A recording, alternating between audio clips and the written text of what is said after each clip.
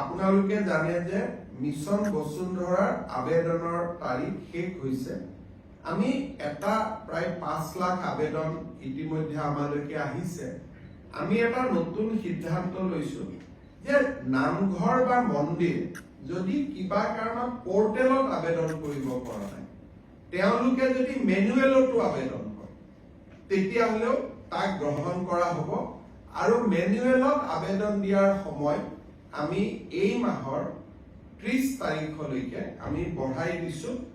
অকল ধৰ্মীয় উপাসনাৰ স্থলীসমূহৰ বাবে, স্কুল কলেজৰ বাবে, ৰাজহুৱা অনুষ্ঠানৰ বাবে তেওঁলোকে যিখিনিয়ে পোৰ্টেলে আবেদন কৰিলে ঠিক আছে, কিন্তু যদি কোনোবাই পোৰ্টেলত আবেদন কৰিব পৰা নাই বিভিন্ন অসুবিধাৰ বাবে, তেওঁলোকে মেনুৱেলিও আবেদন কৰিব পাৰিব।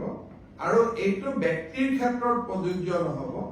অনলি ৰাজহুৱা অনুষ্ঠান, নামঘৰ, উপাসনাৰ থলী এওঁলোকে এতিয়াৰ পৰা আমাৰ মেনুৱেলিও তেওঁলোকে আবেদন কৰিব পাৰিব। আৰু সেই আবেদনৰ সময় 30 জানুৱাৰীলৈকে থাকিব, যাতে আমাৰ এটা প্ৰচেষ্টা আছে যে নামঘৰসমূহ, মন্দিৰসমূহৰ মাটিবিলাক যাতে এইবাৰ আমি যেনে তেনে এটা ম্যাদীকৰণ